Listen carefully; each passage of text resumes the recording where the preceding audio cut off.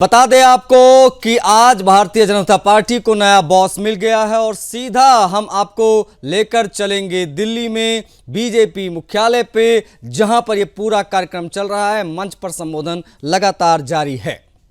माननीय डॉक्टर श्यामा प्रसाद मुखर्जी का राष्ट्र प्रेम, आदरणीय दीनदयाल उपाध्याय जी का अंत्योदय और श्रद्धेय अटल बिहारी वाजपेयी जी जिनकी जन्म शताब्दी मना रहे हैं, उनका सुशासन की परंपरा को गौरव से आगे बढ़ाने वाले देश के लोकप्रिय प्रधानमंत्री आदरणीय नरेंद्र मोदी जी को मैं अनुरोध करता हूं कि हम सबको मार्गदर्शन करें। आदरणीय प्रधानमंत्री जी,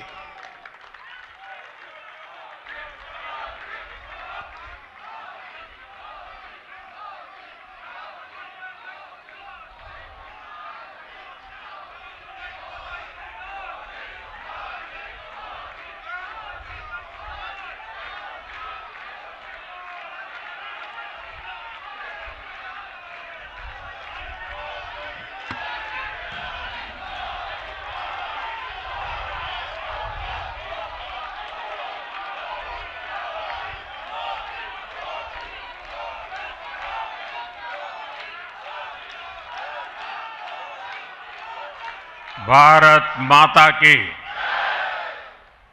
भारत माता की, भारत माता की। भारतीय जनता पार्टी के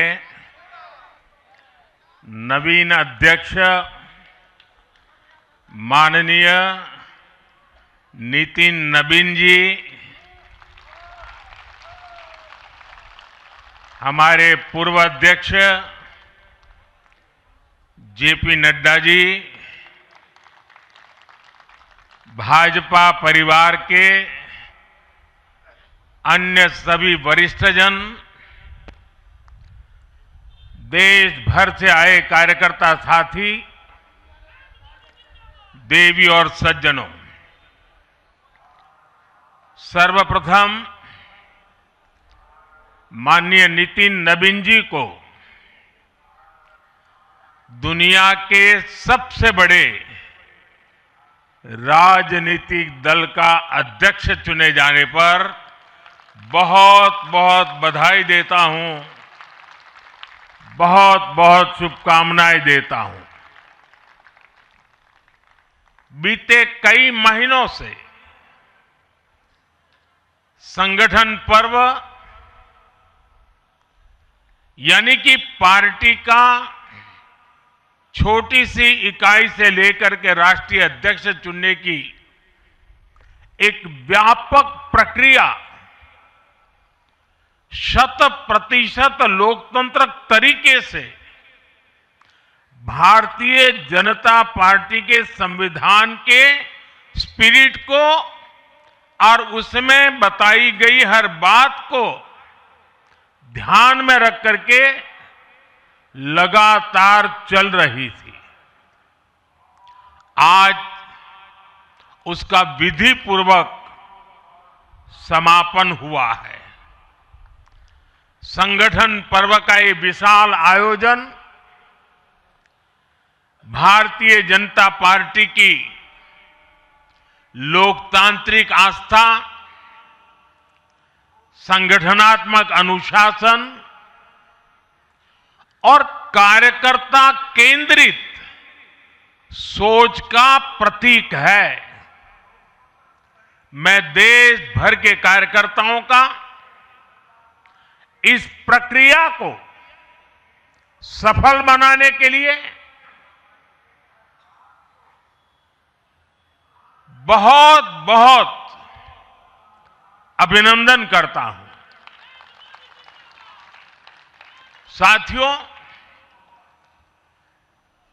बीते 1-1.5 वर्षों में डॉक्टर श्यामा प्रसाद मुखर्जी की 125वीं जयंती का पर्व,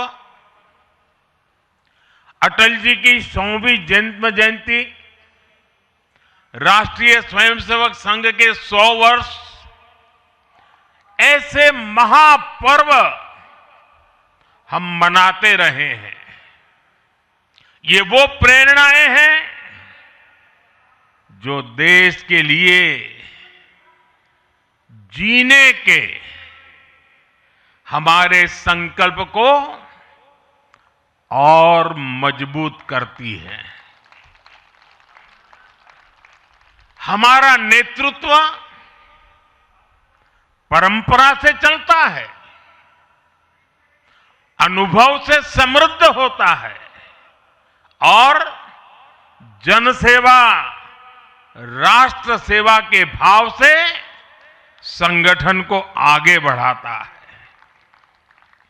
साथियों, अटल जी, आडवाणी जी और मुरली मनोहर जोशी जी के नेतृत्व में बीजेपी ने शून्य से लेकर शिखर तक का सफर देखा है।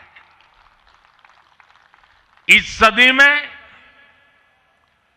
वेंकैया नायडू जी और नितिन गडकरी जी सहित हमारे कई वरिष्ठ साथियों ने संगठन को विस्तार दिया है।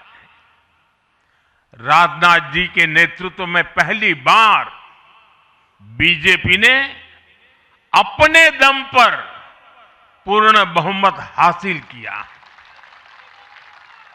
फिर अमित भाई के नेतृत्व में देश के अनेक राज्यों में भाजपा की सरकारें बनी। लगातार दूसरी बार केंद्र में बीजेपी की सरकार बनी। फिर जेपी नड्डा जी के नेतृत्व में भाजपा पंचायत से लेकर पार्लियामेंट तक और सशक्त हुई। केंद्र में लगातार तीसरी बार भाजपा एनडीए की सरकार बनी। मैं पूर्व के सभी अध्यक्षों का उनके अमूल्य योगदान के लिए देश के कोटि कोटि कार्यकर्ताओं की तरफ से और मेरी तरफ से बहुत बहुत अभिनंदन करता हूं। साथियों, आप जानते हैं आज भाजपा का जितना फोकस संगठन के विस्तार पर है, उतनी ही बड़ी प्राथमिकता कार्यकर्ता के निर्माण की भी है। भाजपा एक ऐसी पार्टी है जहां लोगों को लगता होगा कि नरेंद्र मोदी देश के प्रधानमंत्री है, तीसरी बार प्रधानमंत्री बने, 50 साल की छोटी आयु में मुख्यमंत्री बन गए, 25 साल से लगातार हेड ऑफ द गवर्नमेंट रहे हैं। ये सब अपनी जगह पे हैं, लेकिन इन सबसे भी बड़ी चीज मेरे जीवन में है, मैं भारतीय जनता पार्टी का कार्यकर्ता हूं। ये सबसे बड़ा गर्व है। और जब बात पार्टी के विषयों को आती है, तब माननीय नितिन नवीन जी, मैं एक कार्यकर्ता हूं, वे मेरे बॉस हैं।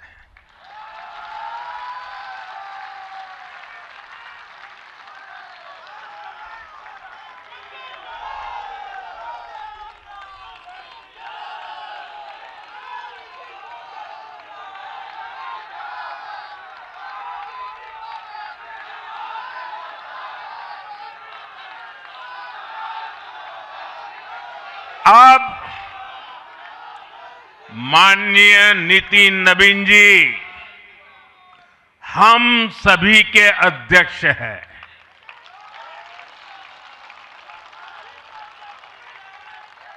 और उनका दायित्व सिर्फ भाजपा को भी संभालना इतना नहीं है, एनडीए के सब साथियों के बीच भी उन्होंने तालमेल का बहुत बड़ा दायित्व भी देखना होता है। साथियों, माननीय नितिन जी के संपर्क में जो भी आया है वो उनकी सरलता और सहजता की चर्चा जरूर करता है। बीजेपी युवा मोर्चा का दायित्व हो, अलग अलग राज्यों में प्रभारी के रूप में जिम्मेदारी हो या फिर बिहार सरकार में काम करने का अनुभव हो, नितिन जी ने हमेशा जब जब जो जहां जहां जो जिम्मेवारी मिली, अपने आप को उन्होंने साबित किया है। जिम्मेवारी देने वालों को भी उनके कार्य ने गर्व से भर दिया है। साथियों, ये 21वीं सदी है और देखते ही देखते 21वीं सदी के पहले 25 वर्ष तो पूरे भी हो चुके हैं। आने वाले 25 वर्ष बहुत महत्वपूर्ण है। ये वो कालखंड है जब विकसित भारत का निर्माण होना है और होना तय है।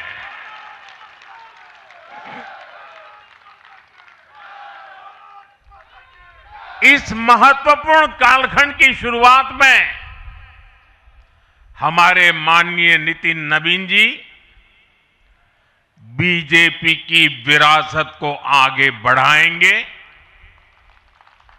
मैं आजकल के युवाओं की भाषा में कहूं तो नितिन जी खुद भी एक प्रकार से मिलेनियल है। वो उस जनरेशन से हैं जिसने भारत में बड़े आर्थिक, सामाजिक और टेक्नोलॉजिकल परिवर्तन होते देखे हैं। वो उस जनरेशन से हैं जिसने बचपन में रेडियो से सूचनाएं पाई और आज एआई के भी एक्टिव यूजर है। नितिन जी के पास युवा ऊर्जा भी है और संगठन में कार्य का लंबा अनुभव भी है। ये हमारे दल के हर कार्यकर्ता के लिए बहुत उपयोगी होगा। साथियों, इस वर्ष जनसंघ की स्थापना को 75 वर्ष हो रहे हैं और मैं आज इन 75 वर्ष लगातार लक्षावधि कार्यकर्ताओं ने, अनेक परिवारों ने, अनेक पीढ़ियों ने जो त्याग, तपस्या और बलिदान दिए हैं, मैं उनको आदरपूर्वक नमन करता हूं। जनसंघ रूपी वटवृक्ष से ही भाजपा का जन्म हुआ और भाजपा दुनिया के सबसे बड़ा राजनीतिक दल बन चुकी है।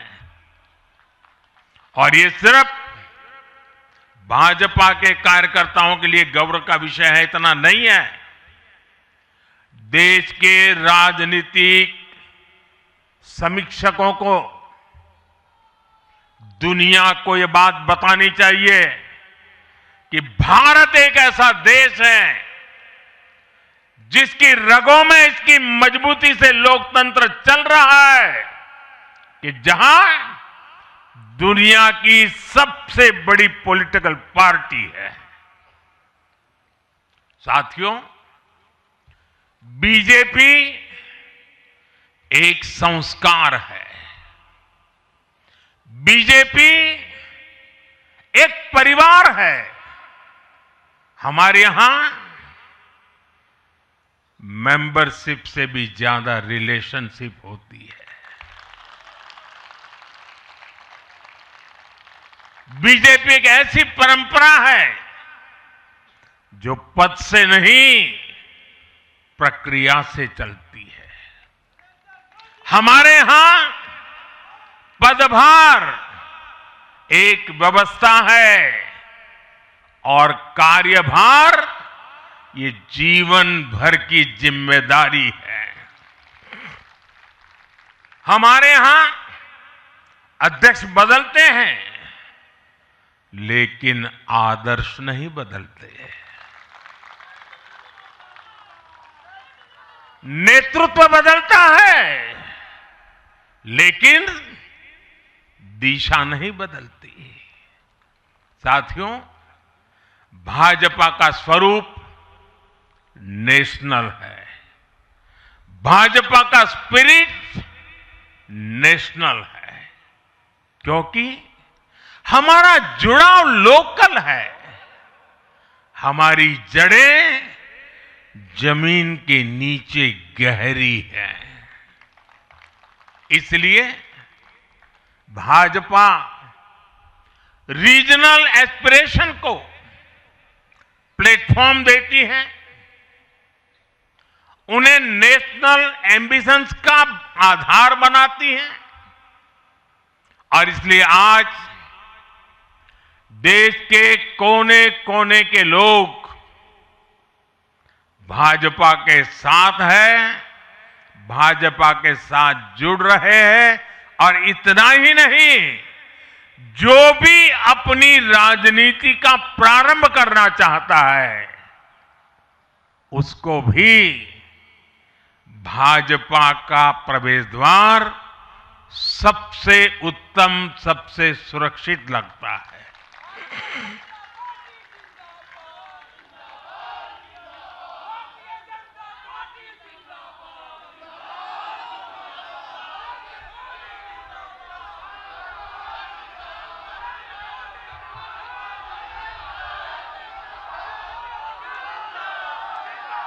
साथियों, जनता जनार्दन की सेवा ये हमारे लिए हमेशा सर्वोपरि रही है। हमने सत्ता को सुख का नहीं, बल्कि सेवा का माध्यम बनाया है। इसलिए भाजपा पर जनता का विश्वास निरंतर मजबूत होता गया है। अगर बीते 11 वर्षों की ही बात करें, तो भाजपा की यात्रा जन विश्वास अर्जित करने की अद्भुत यात्रा रही है। बीते 11 वर्षों में बीजेपी ने हरियाणा, असम, त्रिपुरा और ओडिशा में पहली बार अपने सामर्थ्य से सरकार बनाई। पश्चिम बंगाल और तेलंगाना में भाजपा जनता की एक बड़ी आवाज बनकर उभरी है। अक्सर होता यह है कि लंबे कार्यकाल के बाद सरकारों के लिए टिके रहना मुश्किल होता है, लेकिन बीजेपी ने इस ट्रेंड को भी तोड़ दिया है। गुजरात हो, मध्य प्रदेश हो, महाराष्ट्र हो, बिहार हो, इन सभी राज्यों में कई कार्यकाल के बावजूद बीजेपी पहले से भी बड़े जनादेश के साथ सरकार में लौटी है। साथियों, बीते 1.5-2 वर्षों में तो भाजपा पर जनता का भरोसा और मजबूत हुआ है। विधानसभा हो या स्थानीय निकाय, बीजेपी की स्ट्राइक रेट अभूतपूर्व रही है। इस दौरान देश में 6 राज्यों में विधानसभा चुनाव हुए हैं। इनमें से 4 चुनाव बीजेपी एनडीए ने जीते हैं। साथियों, आज भाजपा सिर्फ संसद और विधानसभा की नहीं, बल्कि नगर पालिकाओं और नगर निगमों में भी पहली पसंद है। और इसका ताजा उदाहरण अभी हमारा महाराष्ट्र है। हाल में जो मेयर और पार्षदों के चुनाव परिणाम सामने आए, अभूतपूर्व है। बीजेपी महाराष्ट्र के स्थानीय निकायों में नंबर 1 पार्टी बनी है। कुल 29 में से 25 बड़े शहरों की जनता ने बीजेपी एनडीए को चुना है। कुल जितने पार्षद जीते हैं, उनमें से 50% बीजेपी के हैं। ऐसे ही केरला में भी आज बीजेपी के करीब 100 पार्षद हैं। केरला की राजधानी तिरुअनंतपुरम की जनता ने मेयर चुनाव में 45 साल बाद लेफ्ट से सत्ता छीनी और भाजपा पर भरोसा किया। मुझे पूरा विश्वास है कि आने वाले विधानसभा चुनावों में भी लोग केरला में बीजेपी को अवसर जरूर देंगे। साथियों, बीजेपी निरंतर जीत रही है, उसका विस्तार हो रहा है। ये निश्चित तौर पर हम सभी के लिए गर्व का विषय है। लेकिन हम ये सभी के लिए बहुत बड़े दायित्व का बोध भी है, और दायित्व बोध का समय भी है। कभी भाजपा ने पार्टी विद अ डिफरेंस के रूप में अपनी यात्रा शुरू की थी। आज बीजेपी पार्टी ऑफ गवर्नेंस भी है। देश ने के आजादी के बाद शासन के अलग अलग मॉडल देखे हैं। कांग्रेस के परिवारवाद का मॉडल, लेफ्ट का मॉडल, क्षेत्रीय दलों का मॉडल, अस्थिर सरकारों का दौर, ये सब मॉडल देख चुका है। लेकिन आज देश स्थिरता, सुशासन और संवेदनशीलता वाला भाजपा का विकास मॉडल देख रहा है। साथियों, ये भाजपा ही है जिसने सामाजिक न्याय के नारे को सच्चे स्वरूप में जमीन पर उतारा है। हमने गरीब कल्याण की योजनाओं को सरकारी फाइलों से निकालकर गरीब के घर तक पहुंचाया है। साथियों, मैं आपको कुछ उदाहरण देता हूं।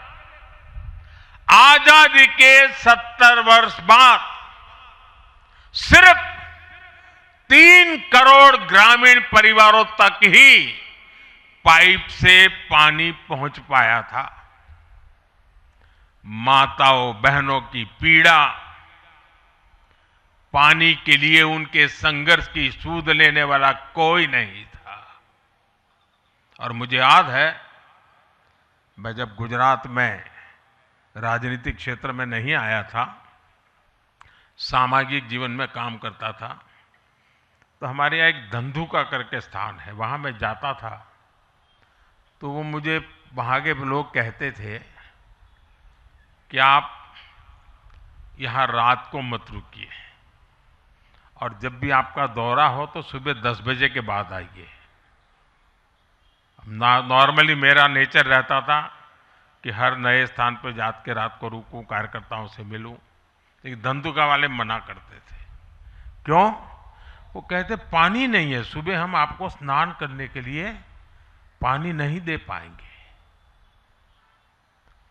वहां तो कहावत चलती थी कि बेटी को बंदूकें दो लेकिन धंधुके मत दो, यानी उसको बंदूक लगा मार दो लेकिन धंधुके में शादी मत करो। पानी नहीं था। ये दर्द मैंने देखा है।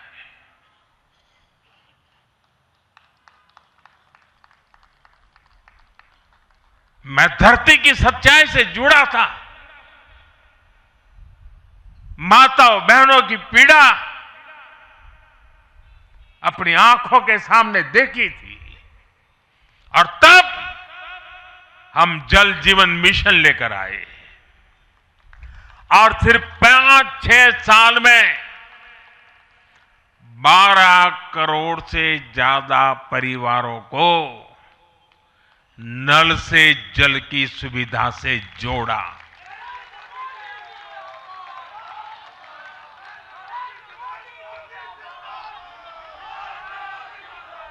साथियों, ये हमारी सरकार है जिसने धुएं से बीमार होती बहनों की पीड़ा समझी, वरना पहले तो एलपीजी गैस को भी अमीरों का ही सौभाग्य मान लिया गया था। भाजपा ने पूरी संवेदनशीलता के साथ हर घर को एलपीजी गैस कनेक्शन से जोड़ने का अभियान चलाया। वर्ष 2014 तक जहां सिर्फ 14 करोड़ एलपीजी कनेक्शन थे, आज देश में 33 करोड़ से अधिक गैस कनेक्शन है। ऐसे ही गांव की बहनों को लखपति दीदी बनाने का अभियान है। यह भी इसलिए संभव हो पाया क्योंकि भाजपा बहनों बेटियों के सपनों के प्रति संवेदनशील है। साथियों, एक जमाना था हम भी सुनते थे कि फलाना परिवार वो तो लखपति परिवार है, ढीकना परिवार लखपति परिवार है, यानी लखपति होना बहुत बड़ी बात मानी जाती थी। ये मोदी है जो सपने देखता है कि मेरे गांव की गरीब मां भी लखपति दीदी बनेगी।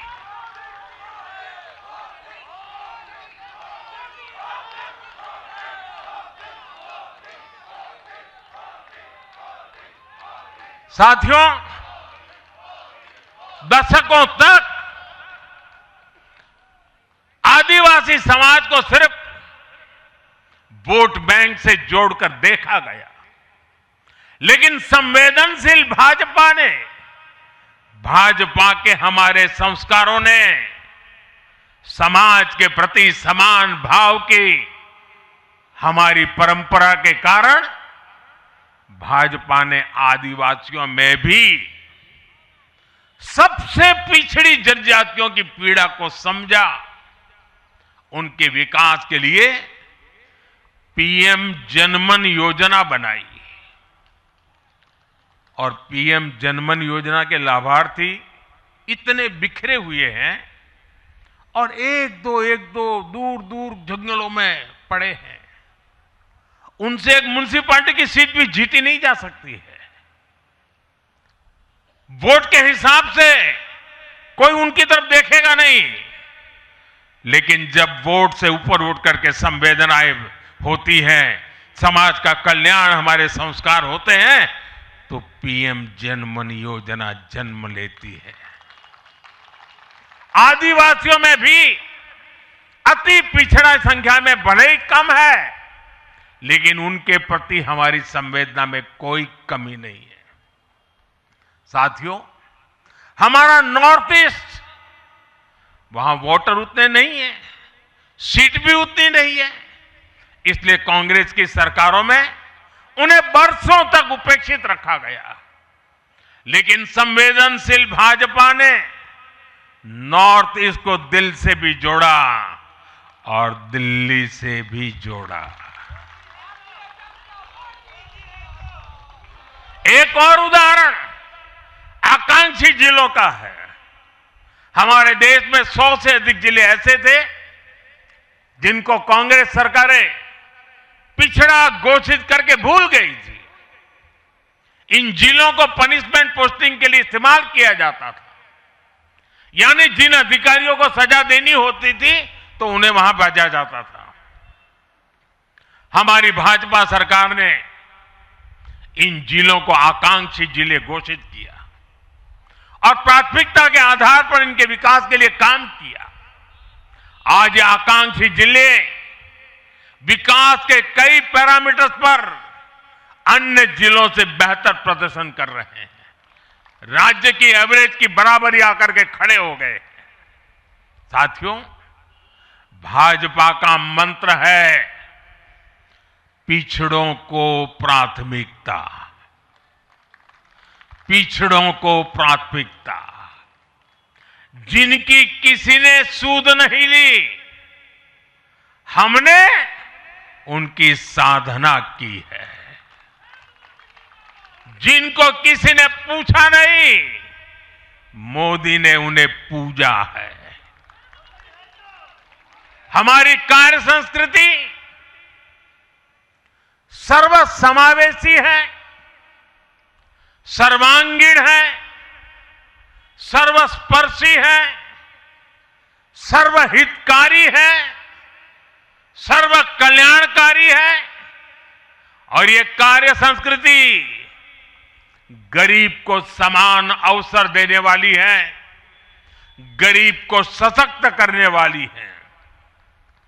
इसी वजह से सिर्फ एक दशक में 25 करोड़ लोगों ने गरीबी को पराजित किया है।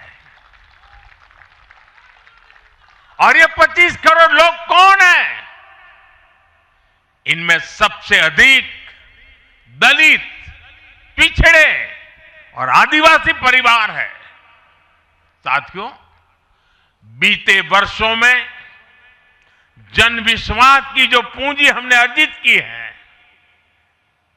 उस भरोसे को कायम रखना बहुत बड़ी जरूरत है। देश की जनता 2047 तक विकसित भारत बनाने के लिए संकल्पित है। इसलिए बीते 11 वर्षों में रिफॉर्म्स की जो यात्रा हमने शुरू की है, वो अब रिफॉर्म एक्सप्रेस बन चुकी है। हमें राज्यों के स्तर पर, शहर की इकाइयों के स्तर पर, जहां भी भाजपा एनडीए सरकारें हैं, वहां रिफॉर्म्स की गति तेज करनी है। भाजपा सिटी गवर्नेंस का भी एक नया मॉडल देश के सामने प्रस्तुत कर रही है। इस लक्ष्य के साथ हम आगे बढ़ना चाहते हैं। साथियों, जब हम सत्ता में नहीं भी थे, तब भी हम अपने मूल आदर्शों से कभी नहीं भटके। हम राष्ट्र प्रथम के भाव से, नेशन फर्स्ट के भाव से डटे रहे, जूझते रहे, संकटों को झेलते रहे, जज्बात बढ़ाते रहे और जीतते भी रहे। हम वो लोग हैं, हमारा वो चरित्र है, हमारे वो संस्कार है।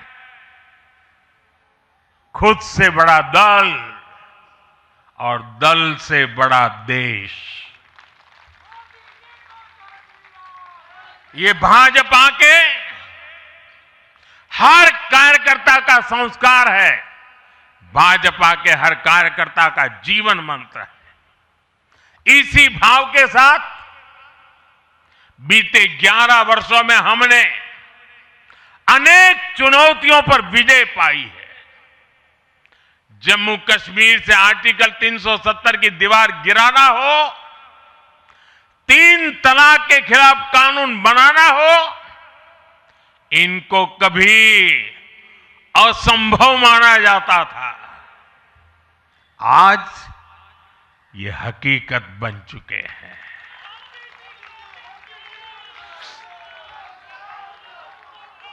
आज देश में माओवादी आतंक भी अपनी अंतिम सांसें गिन रहा है। साथियों, आगे भी हमें हर चुनौती का पूरे सामर्थ्य से सामना करना है। आज देश के सामने एक बहुत बड़ी चुनौती घुसपैठियों की है, आबादी के असंतुलन की है। दुनिया के धनवान देश, समर्थ देश, वे भी अपने देश में जो घुसपैठिए हैं उनकी जांच पड़ताल कर रहे हैं और उनको पकड़ पकड़ करके निकाल रहे हैं, और दुनिया उनको पूछती नहीं है कि तुम घुसपैठियों को क्यों निकाल रहे हो। तुम तो लोकतंत्र का झंडा लेकर के घूम रहे थे, तुम तो पूरे दुनिया के नवाब बन के बैठे थे, क्यों निकाल रहे हो। दुनिया में कोई अपने देश में घुसपैठियों को स्वीकार नहीं करता। भारत भी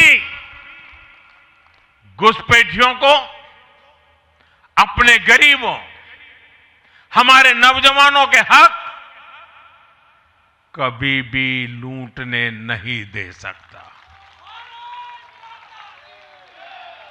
घुसपैठिए देश की सुरक्षा के लिए बहुत बड़ा खतरा है। उनकी पहचान करके उन्हें वापस उनके देश भेजना बहुत आवश्यक है।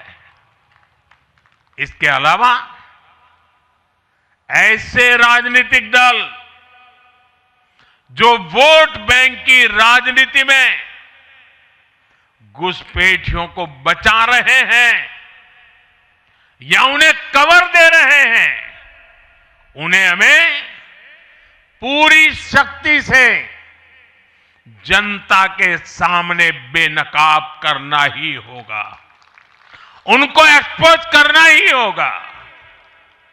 साथियों, एक और बड़ी चुनौती अर्बन नक्सल की भी है। अर्बन नक्सल का दायरा इंटरनेशनल हो रहा है और यहां अर्बन नक्सल की बड़ी चतुराई होती है। ये यहां मीडिया वाले इतने बैठे हैं ना, अगर साल में एकाध बार भी अगर मोदी की किसी अच्छी चीज को उन्होंने ट्वीट कर दिया या टीवी पे बोल दिया या अखबार में लिख दिया, तो उस पत्रकारी तो ऐसी फजेत कर देते, उसके पीछे ऐसे पड़ जाते हैं, उसको अछूत बना देते हैं, भविष्य में वो कभी बोल ना सके ऐसा कर देते हैं। ये अर्बन नक्सल की स्टाइल है।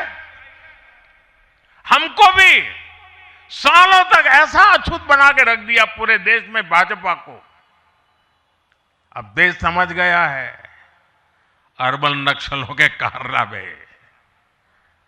भारत को नुकसान पहुंचाने के लिए अर्बन नक्सली लगातार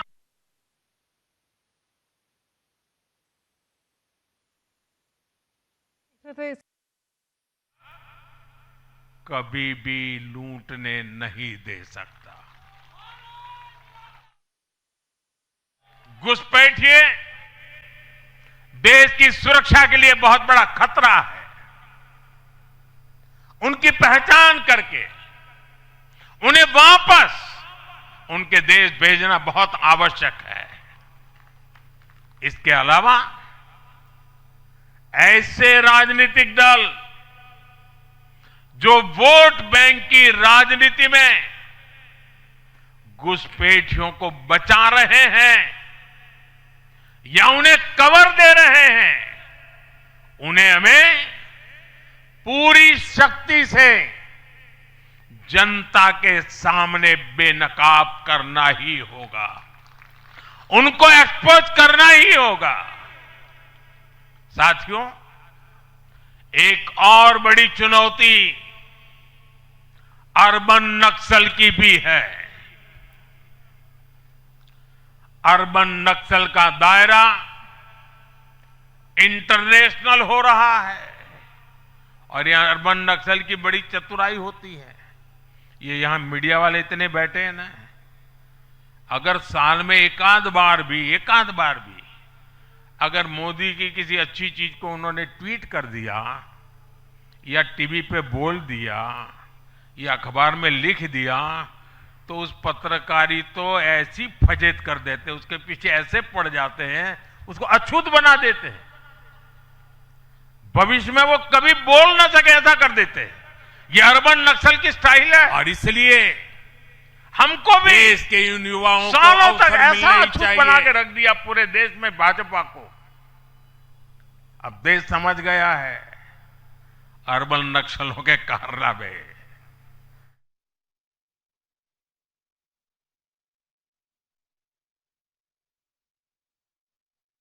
लगातार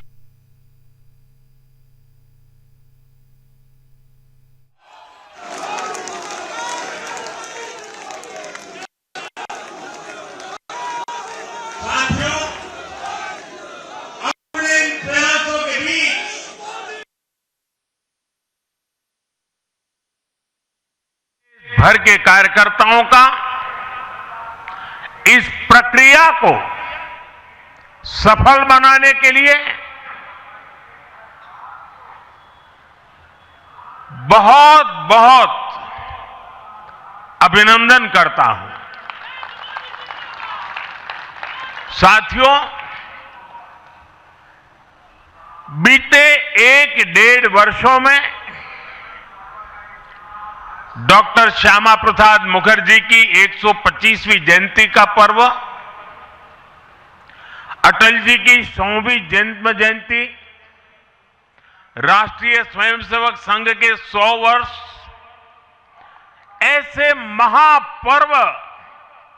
और मैं एक मीटिंग में बैठा था तो उनको बड़ा आश्चर्य हुआ कि इतना जलसा चल रहा है और ये कैसा मुख्यमंत्री है जो आज चुनाव नतीजे आए हैं और बैठा है। और मैं क्या कर रहा था, मैं कार्यालय में मीटिंग ले रहा था और मैंने पूछा, अच्छा बताओ भाई इतनी हार क्यों गए। ये भाजपा है जो जीत का जश्न मनाते समय भी अपनी कमियों की लगातार समीक्षा करता है और कमियों से उभरने के लिए हर समय का उपयोग करता है। लोकतंत्र में इसी स्वस्थ परंपरा को, इसी डेडिकेशन को हम सब कार्यकर्ताओं की जिम्मेवारी है, हमें आगे बढ़ाना है। हमें ध्यान रखना है कि जो कांग्रेस की बुराइयों से बचेगा वही देश में आगे बढ़ेगा।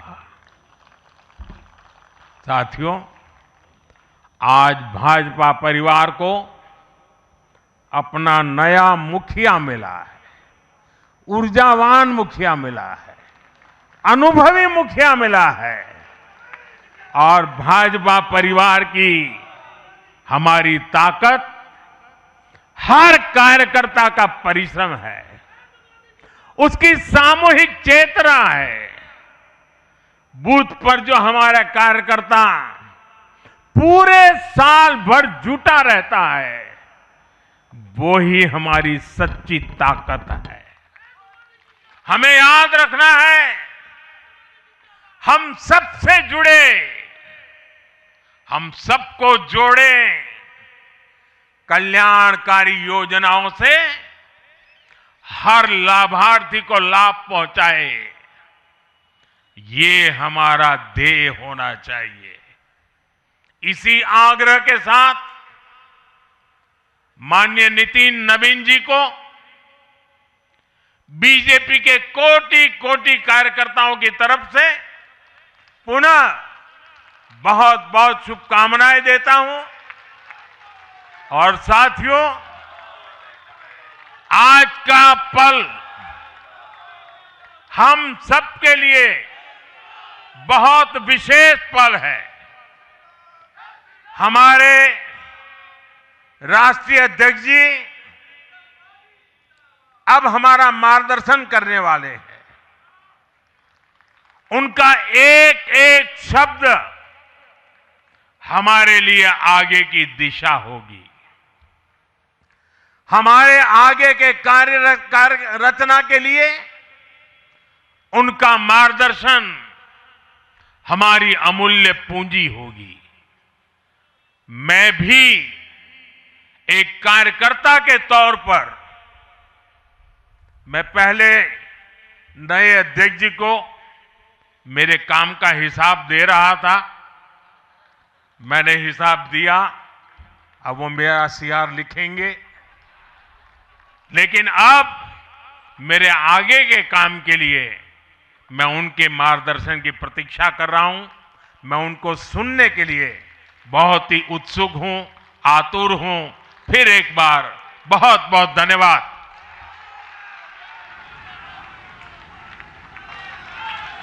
तो मैं कार्यकर्ता हूं, नितिन नवीन जी मेरे बॉस हैं। ये बहुत बड़ा बयान प्रधानमंत्री मोदी ने मंच से दिया, ऐलान किया। उन्होंने एक बात बहुत स्पष्ट की कि भारतीय जनता पार्टी में राष्ट्रीय अध्यक्ष बदलते हैं लेकिन आदर्श कभी नहीं बदलते। प्रधानमंत्री मोदी का संबोधन कई मायनों में महत्वपूर्ण है क्योंकि 45 वर्षीय बीजेपी और 45 वर्षीय राष्ट्रीय अध्यक्ष बीजेपी को मिल गया है। नितिन नवीन ने जिम्मेदारी संभाल ली है, कुछ ही पलों में उनका भी संबोधन होगा। और प्रधानमंत्री मोदी ने अपने संबोधन में तमाम बड़ी बातें कही हैं क्योंकि अटल जी से लेकर आडवाणी जी, मुरली मनोहर जोशी जी के नेतृत्व में किस प्रकार से बीजेपी शून्य से शिखर तक पहुंची और अब यहाँ से किस प्रकार से नितिन नवीन इस नए जनरेशन को लेकर आगे बढ़ेंगे, तमाम चीज़ों का वर्णन प्रधानमंत्री मोदी ने अपने संबोधन में किया है। ये बेहद महत्वपूर्ण हो जाता है समझना प्रधानमंत्री मोदी के इन शब्दों को जो आज उन्होंने बीजेपी मुख्यालय से की। रहे सरल स्वभाव के संवेदनशील युवा नेतृत्व, जैसे आदरणीय प्रधानमंत्री जी ने कहा कि पूरा देश उनको सुनना चाहता है। मैं नवनिर्वाचित अध्यक्ष आदरणीय नितिन नवीन जी को संबोधित करने के लिए आमंत्रित करता हूं। हम सबको वो मार्गदर्शन करें।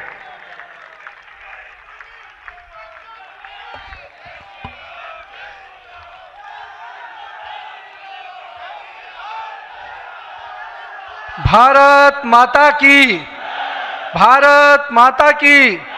भारतीय जनता पार्टी जिंदाबाद, भारतीय जनता पार्टी जिंदाबाद। आज इस अवसर पर हमारे भारतीय जनता पार्टी के वैसे नेतृत्वकर्ता जिन्होंने देश को ही नहीं पूरे विश्व को नेतृत्व दिया, और मैं कह सकता हूं एक प्रधान सेवक के रूप में जिस प्रकार से उन्होंने सेवा की है वो हमारे कालखंड के सभी कार्यकर्ताओं के लिए प्रेरणादायी हैं। ऐसे अपने यशस्वी प्रधानमंत्री, विश्व के लोकप्रिय नेता श्री नरेंद्र मोदी जी का मैं सबसे प्रथम अभिवादन करता हूं कि 140 करोड़ जनता आपके इस सेवा भाव से हमेशा आपका अभिनंदन करना चाहती है। हमारे बीच में भारतीय जनता पार्टी के पूर्व के राष्ट्रीय अध्यक्ष, वर्तमान में भारत सरकार के रक्षा मंत्री आदरणीय श्री राजनाथ सिंह जी, भारतीय जनता पार्टी के पूर्व के अध्यक्ष और हमारे गृह मंत्री आदरणीय श्री अमित शाह जी, और मैं जिस शख्सियत को सबसे पहले आज के इस अवसर पर जरूर प्रणाम करना चाहता हूं और नमन करता हूं, अभिनंदन करता हूं अपने निवर्तमान अध्यक्ष और भारत सरकार के केंद्रीय स्वास्थ्य मंत्री आदरणीय जेपी नड्डा जी को। हमारे पूर्व राष्ट्रीय अध्यक्ष और देश में सड़क परिवहन और राज्य मार्ग मंत्री के रूप में अपना अलग छवि बनाने वाले आदरणीय नितिन गडकरी जी, भारतीय जनता पार्टी के सभी संसदीय बोर्ड के सदस्यगण, राष्ट्रीय संगठन महामंत्री BL संतोष जी, और जिन्होंने इस पूरी चुनाव प्रक्रिया को और हम कह सकते इस संगठन पर्व को नेतृत्व दिया, वैसे अपने के लक्ष्मण जी, सभी राज्यों के माननीय मुख्यमंत्रीगण, हमारे सभी केंद्रीय मंत्रीगण, माननीय उप मुख्यमंत्रीगण, भारतीय जनता पार्टी के सभी राष्ट्रीय पदाधिकारीगण, सभी प्रदेशों से आए हुए हमारे माननीय प्रदेश अध्यक्षगण, माननीय संगठन महामंत्रीगण और हमारे सभी इस राष्ट्रीय परिषद के जो हमारे नुमाइंदे प्रतिनिधि यहाँ उपस्थित हुए हैं, मैं उन सभी को का अभिनंदन करता हूँ और साथ ही साथ देश भर के सभी कार्यकर्ताओं को और यहाँ पर उपस्थित सभी कार्यकर्ता भाइयों को भी बहुत बहुत अभिनंदन और धन्यवाद करता हूँ। आज मैं सर्वप्रथम हृदय की गहराइयों से आप सबका आभार व्यक्त करता हूं जो हमारे मंच पर शीर्ष पर बैठे हैं, हमारा शीर्ष नेतृत्व और यहाँ पर बैठा हुआ पार्टी का वैसा नेतृत्व जिसने हर बूथ तक